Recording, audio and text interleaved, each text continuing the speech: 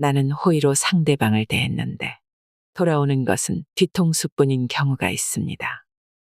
매번 남에게 이용만 당하는 내가 바보같이 느껴지시나요? 주변에 휘둘리지 않고 온전히 내 삶을 지키는 법을 알려드립니다. 상처받고 배신당하는 일은 늘 내 몫인 사람들에게 이 영상을 바칩니다. 유재석이 말했다. 나에 대해 큰 애정 없는 사람들이 이러쿵 저러쿵 하는 얘기에 너무 흔들리지 않았으면 좋겠어요 라고 말이다. 오늘 영상을 끝까지 본다면 무례하고 못된 사람, 인간 본성이 악한 사람들을 어떻게 대해야 하는지 알 수 있을 것이다. 도끼는 잊어도 나무는 잊지 못한다라는 말이 있다. 많은 나무를 찍은 도끼는 어떤 나무를 찍었는지 일일이 기억하지 못하지만 도끼에게 날카롭고 치명적인 상처를 입은 나무는 그 아픔을 영영 기억한다는 뜻이다.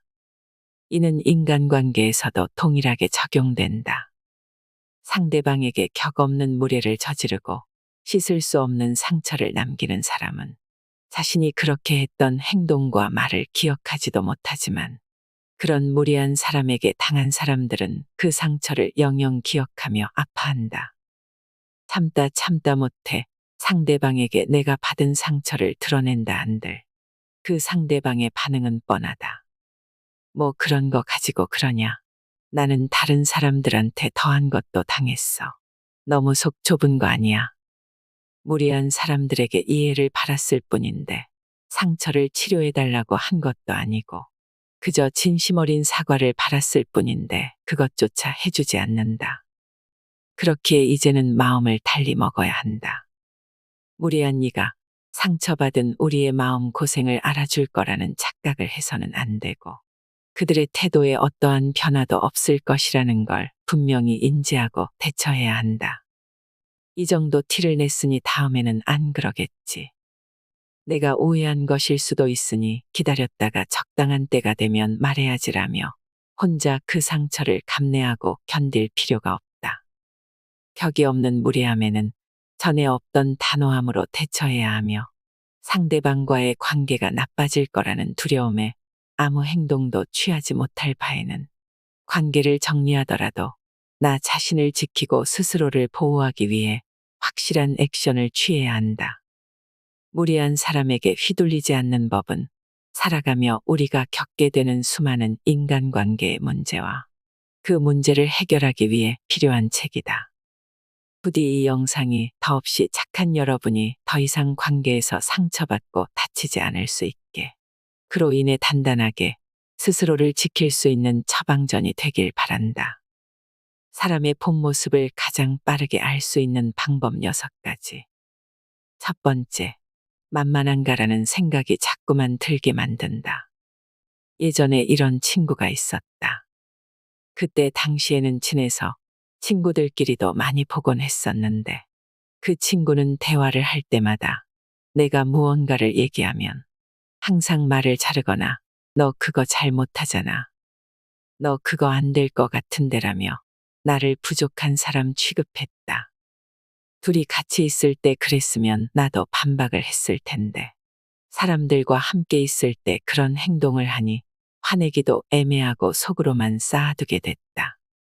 그렇게 쌓아두고 말을 하지 않으니 계속해서 그런 행동이 심해졌고 선을 넘어 결국 그 친구를 손절하게 됐다.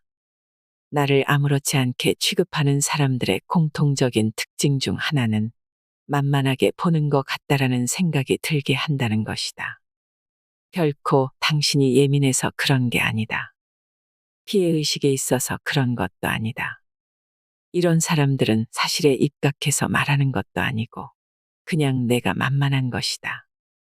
이 사람들은 무조건 넌 내 아래고 내가 그 분야에 대해서 잘 모르지만 일단 너보단 잘 알아라는 이상한 마인드를 갖고 있다.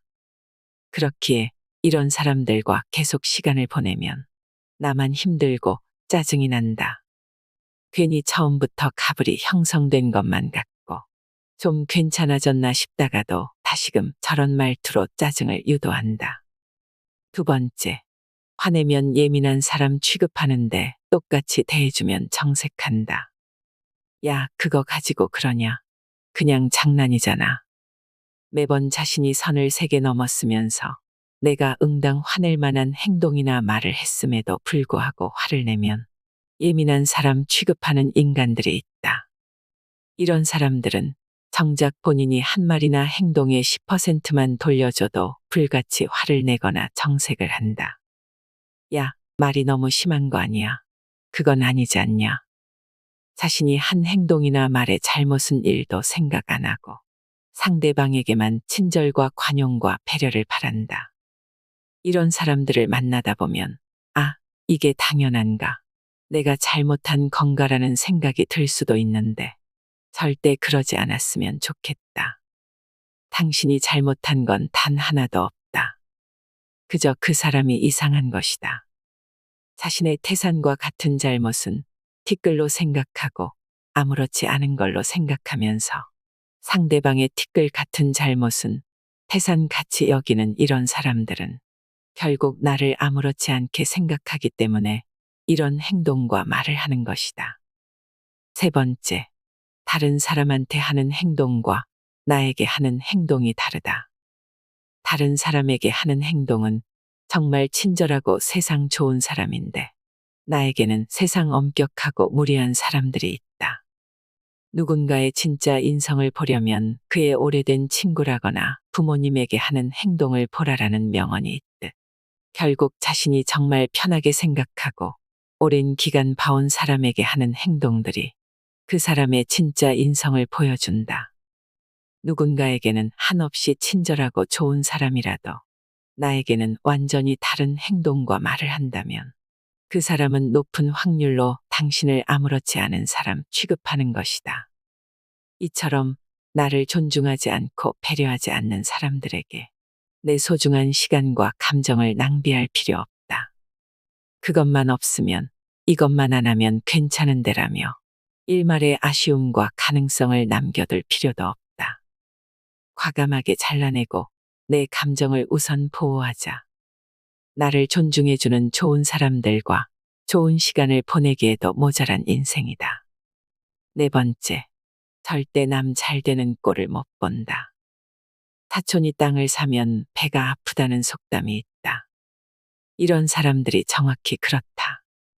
누군가가 열심히 해서 자금을 모아 주식을 하거나 집을 사거나 이런저런 좋은 일이 있을 때 사회성이 좋은 사람들은 진심으로 축하한다. 정말 고생 많이 했구나. 나도 너처럼 열심히 살아야겠다라며 축하해주고 방법을 물어보는데 사회성이 부족한 사람들은 야, 무슨 방법을 써서 그렇게 돈을 빨리 모았냐. 혹시 뭐 불법적인 일 한 건 아니지라며 기분을 팍 상하게 만드는 화법을 쓴다. 하지만 이런 말투 자체가 결국 자신의 부족한 자존감에서 발현되는 것이기에 크게 신경 쓸 필요가 없다. 앞선 세 가지 말투를 쓰는 사람들에게 스트레스 받고 감정 상하지 말자. 이런 식으로 비꼴수록 내가 잘하고 있구나라고 생각하면 된다. 일일이 맞받아쳐줄 필요도 동요할 필요도 없다. 남의 행복을 진심으로 응원해줄 줄도 모르는 사람 때문에 스트레스 받고 자존감 낮아지는 게 제일 쓸데없는 짓이다. 과감하게 잘라내거나 잘라내지 못하는 경우라면 한 귀로 듣고 한 귀로 흘리자. 그게 우리의 건강한 마음가짐을 지키기 위해 가장 필요한 태도다. 다섯 번째, 자신이 힘들면 남도 힘들어야 된다. 사회성 부족한 사람이 공통적으로 갖고 있는 가치관 중 하나는 내가 힘들면 너도 충분히 힘들어야 된다. 예를 들어 이런 것이다. 공무원 시험에 합격한 친구가 있다고 하자. 그리고 사회성이 부족한 사람도 공무원이라고 가정하자. 이럴 때 공무원 시험에 최근 합격한 친구는 수험 생활을 약 6개월 정도 했고 사회성이 부족한 사람은 수험 생활을 약 3년 정도 했다고 가정했을 때 보통의 사람이면 야, 너무 축하한다. 6개월 만에 되는 게 쉽지 않은데 진짜 축하해. 빨리 돈 벌고 얼른 같이 열심히 해서 진급하자라는 식으로 말한다. 그러나 사회성 부족한 사람들은 와, 요즘 공무원 개나 소나 지원하나 보네. 너가 6개월 만에 붙은 거 보니까. 나 때는 진짜 힘들었는데. 아마 그렇게 쉽게 붙을 만큼 뭐 페널티가 있겠지라는 식으로 굉장히 못되게 말한다. 이 사람들은 자신이 힘든 것만큼 상대방도 힘들어야 된다고 강하게 믿고 있고, 그렇기에 패배 꼬인 심리가 화법으로 표출되는 것이다. 6번째, 그냥 넘기면 될 걸 긁어 부스러기 만든다. 주변에 꼭 그런 사람이 한 명쯤 있을 것이다. 누군가가 뭘 한다고 했을 때 그냥 넘기면 되는데 꼭 그걸 긁어 부스러기 만드는 사람들. 예를 들어 누군가가 공무원 시험 준비하고 있다고 말하면 열심히 해, 응원할게 한마디 하면 되는데, 야, 요즘 공무원 돈도 못 버는데 경쟁률은 엄청 높잖아. 그냥 그거 할 바에야 나는 개인 사업하겠다. 너 집중력을 내가 아는데 넌 공무원 할 집중력은 아니야. 그거 힘들어라며 마치 자신이 공무원에 합격한 사람처럼 어쭙자는 조언을 하며 상대방의 기분을 불쾌하게 한다. 이처럼 인간 본성이 못된 사람들은 그냥 넘기면 될 걸 굳이 긁어서 부스러기를 만든다. 그리고 그 부스러기를 상대방의 머리에 대놓고 탈탈 털어버린다. 마치 자신의 말이 진짜 현실적으로 뼈 때리는 충고라 믿으며 경우 없는 무례를 계속해서 보여준다. 그러나 이런 사람들의 부스러기 같은 말에 전혀 신경 쓸 필요가 없다. 부스러기는 부스러기에 불과하다. 그냥 슥 한번 털어버리면 된다. 못된 이들을 대할 때 기억해야 할 4가지. 못된 이들은 못되게 대해줘야 더 이상 못 가분다. 첫 번째, 무례한 사람에게 2번 이상 당하면 그건 자신이 바보다. 누군가가 계속 선 넘는 행동을 하고 무례를 아무렇지 않게 저질러도 잘 타이르면 괜찮아지겠지. 다음엔 안 그러겠지라며 넘어가는 사람들이 있다. 하지만 이건 굉장한 착각이다.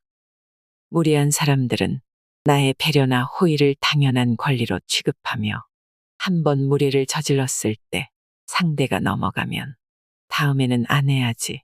내가 너무했어가 아니라 이 정도도 받아주네. 좀 더 해도 되겠는데라고 생각한다.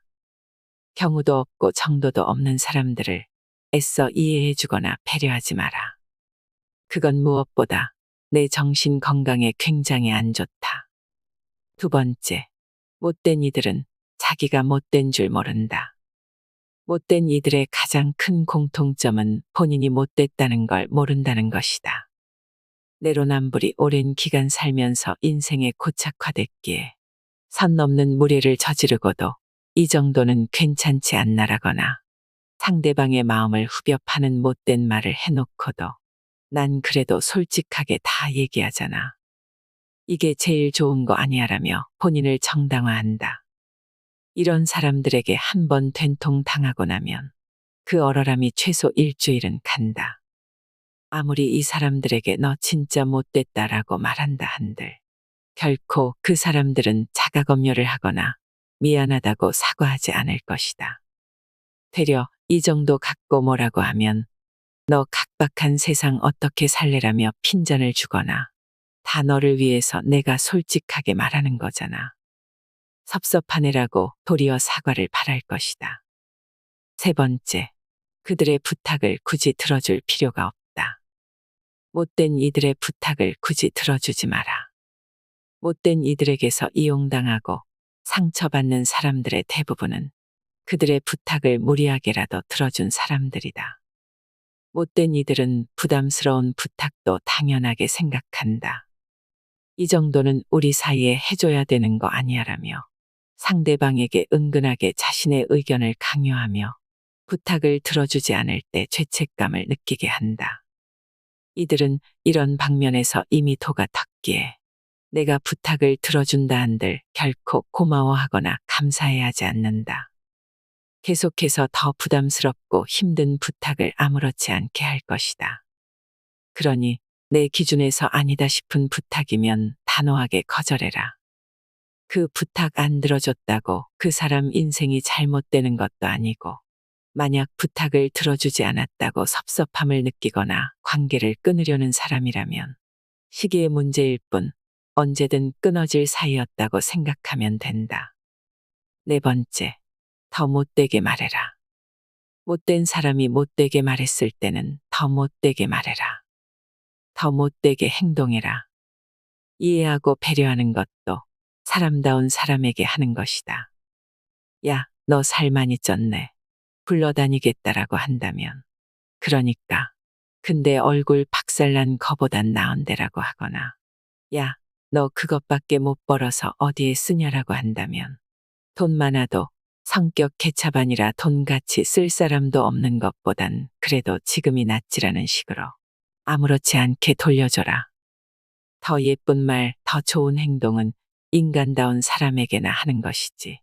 이런 사람들에게 휴머니즘을 바랄 필요도 해줄 필요도 없다. 눈에는 눈, 이에는 이라는 속담이 굉장히 잘 어울리는 사람들이다. 절대 못 믿을 사람의 유형.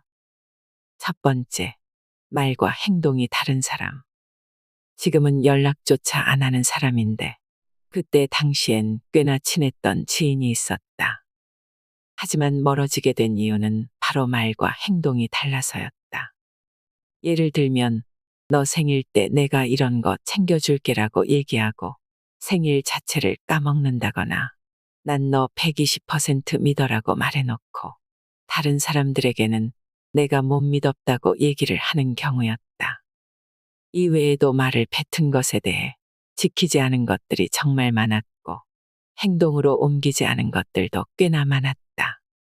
계속해서 그렇게 말과 행동이 다르다 보니 이 지인과 관계를 계속 이어갈 수 없다고 생각했고 실제로도 많은 문제가 발생해서 자연스레 연락을 끊게 됐다. 말과 행동이 다른 사람들은 달변가형에 가깝다. 말은 굉장히 청산유수로 잘하지만 자신이 갖고 있는 말 재능에 비해 행동 재능, 실천 재능은 현저히 부족한 유형이다. 항상 말이 앞서 사람들에게 잔뜩 기대감을 갖게 해준 뒤 그것을 실천하지 못하면서 상대에게 실망감만 안겨준다. 이럴 바에는 차라리 말을 하지 않는 게 아예 낫다. 두 번째, 약속을 수시로 어기는 사람. 그런 친구들이 있다. 3시 약속인데 습관적으로 4시에 온다거나 2시 반에 연락을 해서 오늘 못 가겠다라고 문자나 전화를 남기는 경우. 미안하다는 말은 하지만 그게 정말 미안해서 그런 게 아닌 것 같은 경우. 약속을 수시로 어기는 사람은 나에 대한 배려나 관심이 없는 사람일 확률이 높다. 만약 나에 대한 관심이 큰데 그런 행동을 하는 거면 그게 더 문제다. 관심이 큼에도 불구하고 약속을 수시로 어긴다는 것은 기본적인 자질이 부족하다는 증거니까.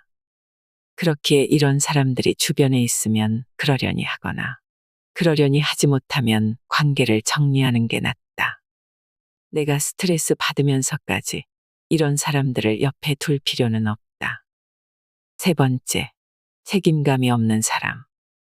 책임감이 없는 사람들은 어떤 일을 시작할 때 굉장히 의욕적이다. 하지만 그 의욕이나 열정이 결코 오래 가지 못한다. 무언가 프로젝트를 시작할 때 재밌겠다. 내가 이거 열심히 할게라고 말하지만 시간이 가고 익숙해지면 자연스레 열정이 사그라들어 본인이 할 몫도 제대로 하지 않는다.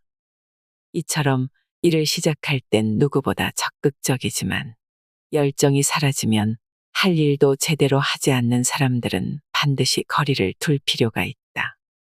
감정에 지배당해 자신의 일과 맡은 몫에 대한 책임감을 내팽개친다면 그건 서로에게 좋지 않다. 네 번째, 앞에서 남 욕하는 사람. 많은 성공한 사람들이 삶의 신조로 삼는 말이 있다. 앞에서도 하지 못할 말은 뒤에서도 하지 마라. 이처럼 뒷담화라는 것은 정말 달콤하지만 또 그만큼 후폭풍을 많이 불러일으킨다. 그렇기에 누군가가 아무렇지 않게 내 앞에서 다른 제3자의 욕을 한다면 동조할 필요도 없을 뿐더러 속으로 다른 곳에 가서 내 욕도 할 가능성이 있는 사람이구나 생각하면 된다. 이런 네 가지 유형의 사람들은 어느 정도 거리를 두고 대할 필요가 있다. 어떤 말이나 행동을 하더라도 100% 신뢰하거나 큰 기대를 하면 나만 상처받고 스트레스 받는다. 그러니 자연스레 흘러가듯 대해라. 그게 우리의 마음 건강에 가장 좋은 태도다. 인간관계에서 반드시 버려야 할 5가지. 첫 번째, 떠나버린 사람에 대한 미련. 떠나버린 사람에 대한 미련을 오래 간직하면 나만 힘들어진다. 오래 연애하고 헤어진 전 연인, 15년 지기였지만 가치관과 성격 차이로 크게 다툰 후 연을 끊은 전 중마고우 등 이런 사람들에 대한 미련을 계속해서 갖고 있으면 나만 힘들어진다. 이미 끊은 인연을 억지로 붙이려 한다고 제대로 붙여질 리가 없다. 관계는 유리창과 같아서 한번 크게 깨지면 다시 붙인다 해도 그 강도가 현저히 약해진다. 그렇기에 그런 미련을 가지며 이미 지나간 사람을 그리워하고 아파하는 것보다 현재 나에게 와 있는 사람들에 대한 감사함을 갖고 그 인연들에 최선을 다하자. 두 번째, 잡지 못한 기회에 대한 아픔. 그때 그 사람을 만났어야 했는데, 그때 그랬어야 됐는데라는 건 비단 성공이나 인생뿐만 아니라 인간관계에도 적용된다. 만나지 못했던 사람, 좋은 인연으로 발전하지 못했던 사람에 대한 아픔과 아쉬움을 계속해서 유지할 필요가 없다. 그 아쉬움을 계속해서 간직해봤자 내 정신건강에 하나도 도움되지 않는다. 그러니 잡지 못한 인연들과 기회들에 대해서는 굳이 미련 갖거나 신경 쓰지 말자. 세 번째, 미래 관계에 대한 걱정. 상대방과 정말 좋은 관계를 유지하면서도 마음 한편으로는 불안감을 가지고 사는 사람들이 있다. 그 불안감의 원천은 이 사람이 날 떠나면 어떡하지? 지금은 좋은데 나중에 갈등이 생기면 어떡하지라는 마음인데 이런 마음가짐은 스스로를 좀먹을 수밖에 없다. 마치 비행기를 타기 전에 만약 추락하면 어떡하지라고 걱정하거나 버스를 타며 만약 차 사고가 나면 어떡하지라며 불안에 떠는 것과 같다. 아직 일어나지 않은 미래를 굳이 상상하며 스스로를 힘들게 하는 것보다 지금 내 옆에 있는 사람에게 집중하고 내 마음을 온전히 거기에 쏟는 태도가 필요하다. 네 번째, 습관적인 비교. 세상 도처에 나보다 잘나고 멋진 사람은 당연히 많을 수밖에 없다. 이런 사람들과 나를 습관적으로 비교하며 나는 저 사람보다 못났어라며 자책하고 스스로를 비난하면 당연히 내 인간관계도 좁아지고 문제가 생길 수밖에 없다. 어떤 사람을 만나든 계속해서 비교하게 되고 그 불편한 비교를 상대방도 당연히 인지하기 때문이다. 이런 관계는 결코 오래 지속될 수 없다. 다섯 번째, 상대방이 나에게 무언가를 해줄 거라는 기대감. 내가 해준 만큼 상대에게 무언가를 바라면 나만 힘들다. 일일이 상대에게 줬던 감정이나 물질의 양은 계산할 수도 없는 것이기 때문이다. 애초에 무언가를 해줄 땐 기대감을 갖지 않는 게 좋다. 내가 너 힘들 때 위로해줬으니 너도 나에게 무료 위로권 한 장을 줘. 내가 저번에 8,000원짜리 우동 샀으니 넌 오늘 6,000원짜리 제육볶음에 2,000원 고기 추가해줘라고 하는 것도 굉장히 지질하다. 그렇기에 이런 기대감 없고 부담 없이 서로가 서로에게 해줄 수 있는 최선을 한다면 그 관계는 오래 유지될 수밖에 없다. 모두와 잘 지낼 필요는 없다. 예전에 TVN에서 방영한 프로그램 일로 만난 사이를 보며 굉장히 감명받은 적이 있다. 이 프로그램에서 인상 깊은 장면은 바로 장성규와 유재석이 대화를 하는 순간이었다. 그때 당시 장성규는 악플로 굉장한 마음고생을 하고 있었고 그런 장성규에게 유재석은 사실 나도 그런 적이 있었다라고 털어놨다. 장성규는 이내 누가 저를 욕하면 무서워요라고 했고 유재석은 그걸 이겨내야 돼. 그래야 성장해라고 답했다. 담담하게 말하는 듯 했지만 많은 아픔과 고난이 그 말 한마디에 드러났다. 형님도 이런 부분에 대해 답을 못 찾고 힘들어할 때가 있었냐는 장성규의 연이은 질문에 유재석은 자연스러운 과정이야. 누구나 겪는 이라고 대답했다. 누구나 모든 사람을 만족시킨다는 건 말도 안 되는 것임을 너무나도 잘 알면서 모든 사람에게 사랑받기 위해 애쓴다. 그리고 어느 한 명이라도 자신을 좋아하지 않거나 욕을 하면 크게 상처받고 아파하는 경우가 많다. 장성규도 유재석도 그런 사람 중 한 명이었을 것이다. 하지만 그들은 지금 그런 과정을 좋은 방향으로 극복했고 많은 사람들에게 좋은 에너지를 주고 있다. 유재석은 방송에서 다시 한 번 더 인상 깊은 말을 남겼다. 내 스타일을 여러 가지 방송을 하는 스타일이 아니야. 하다 보면 이 일에 최선을 다했다 이런 느낌을 받아야 되는데 여러 가지를 하게 되면 내가 만족을 못하고 괜히 양심에 찔려. 근데 이렇게 방송을 많이 안 하면 이런 소문이 또 돌아. 까탈스럽다. 까다롭게 일 고른다 같은. 결국 이건 양립이 안 되는 거야.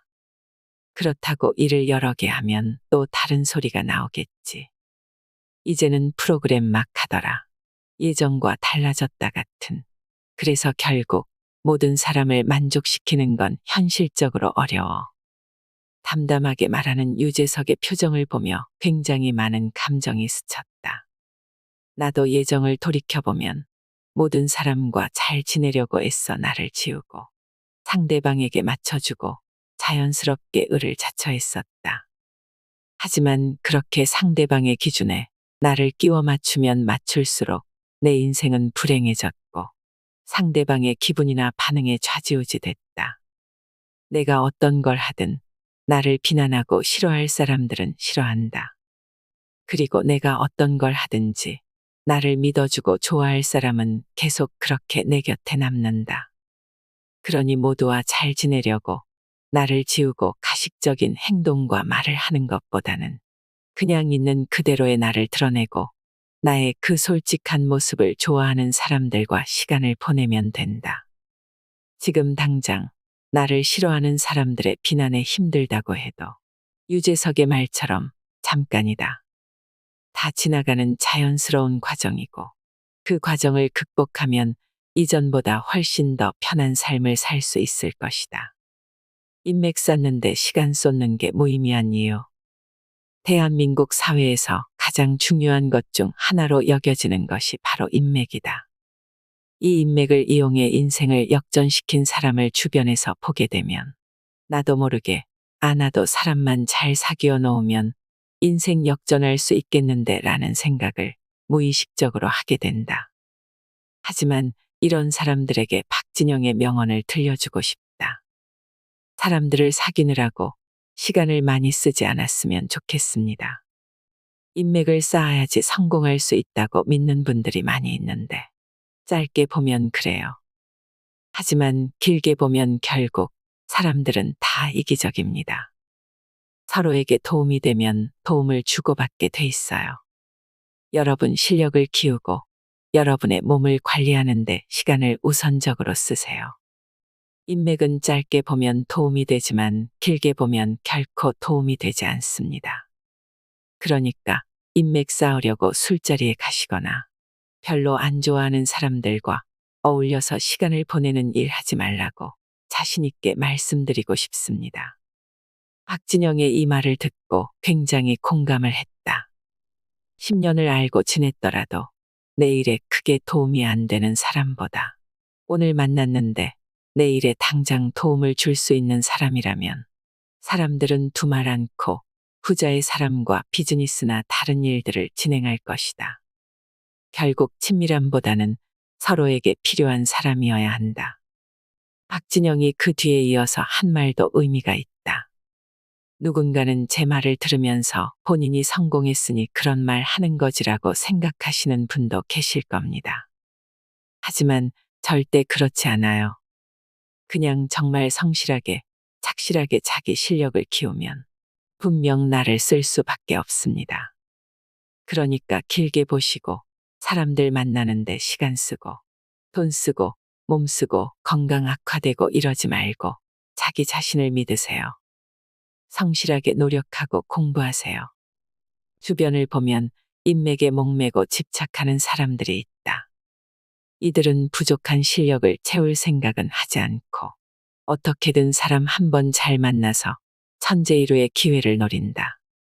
가장 핵심적인 사실은 내가 실력이 없으면 나는 인맥이라고 생각한 사람은 나를 그저 아는 사람 그 이상 이하로도 취급하지 않는다는 것이다. 관계가 지속되기 위해선 상대방이 나에게 이 두 가지를 반드시 줘야 한다. 한 가지는 재미다. 같이 있으면 진짜 재밌고 편한 사람이라면 굳이 생산적인 대화를 하지 않아도 즐겁다. 그리고 나머지 한 가지는 이득이다. 서로가 서로에게 일적으로나 감정적으로나 도움을 준다면 그 관계는 계속 유지된다. 그게 아닌 관계는 일시적인 관계에 불과하다. 이 말에 얼마나 공감하는가. 다시 한번 강조하지만 인맥을 쌓을 시간에 자신의 실력을 쌓고 상대방이 나를 왜 안 써주는지에 대해 불만을 토로하고 상대방을 원망할 시간에 자신의 역량을 성장시키는 데 집중해라. 그게 가장 빠른 성공의 길이다. 무리한 사람에게 휘둘리지 않으려면 인간관계로 인해 참 힘들어했던 시절이 있었다. 그때 힘들었던 이유의 대부분은 상대방에 대한 이유 모를 기대였었다. 내가 이만큼 해주니까 너는 이 정도는 해주겠지라는 마음이었던 것이다. 하지만 그런 마음가짐을 가지고 상대방을 대할 때 내 호의에 감사하며 오히려 더 큰 호의나 보답을 해주려는 좋은 사람들도 있었지만 나의 호의를 당연하게 생각하고 이 정도는 해줘야 되는 거 아니야라며 오히려 더 무리한 요구를 하는 사람들도 있었다. 그렇게 모두에게 잘해주다 보니 정확히 반반으로 갈렸다. 나의 호의를 더 큰 호의로 받아들이며 돈독해지는 사람과 나의 호의를 권리로 알고 나를 이용하려는 사람. 그렇게 수많은 시간 낭비를 하며 주변 인간관계를 정리하며 느낀 인간의 본성을 알 수 있는 가장 좋은 방법 두 가지가 있다. 첫 번째, 무조건 잘해주고 해달라는 대로 해줘라. 자신에게 호감이 있는 사람에게 더 눈길이 갈 수밖에 없다. 하지만 여기서 가장 중요한 건 그 눈길이 감사의 눈길인지 아니면 이용의 눈길인지 구분하는 것이다. 정말 그 사람의 본성을 알고 싶다면 지금 당장 조금 손해보더라도 그 사람이 해달라는 대로 해줘라. 그 사람을 위해 내 시간과 노력을 써봐라. 그럼 한순간에 갈릴 것이다. 당연하게 생각하는 사람, 오히려 더 큰 호의를 베풀려 하는 사람. 장기적으로 봤을 때는 처음에 작은 손해가 훨씬 더 남는 장사다. 애매하게 호의를 베풀면 오히려 칼같이 끊어내지 못하고 악성종양처럼 옆에 둘 수밖에 없다. 내 에너지와 정신을 좀먹는 존재는 처음부터 그 시의 종자를 파악하고 잘라내야 한다. 두 번째, 한 말이 변함없는지를 지켜봐라. 말만 번지르르 한 사람들은 굉장히 많다. 입으로는 거의 빌 게이츠나 일론 머스크, 스티브 잡스다. 하지만 정작 그런 성과를 이룬 사람들은 눈을 씻고 찾아봐도 없다. 이는 마치 직장인이 회사 다니기 진짜 싫어. 나 유튜브 열심히 해서 퇴사할 거야 라고 하면서 5년째 시작조차 하지 않으며 계속해서 회사에 대한 불평불만을 하는 것과 같다.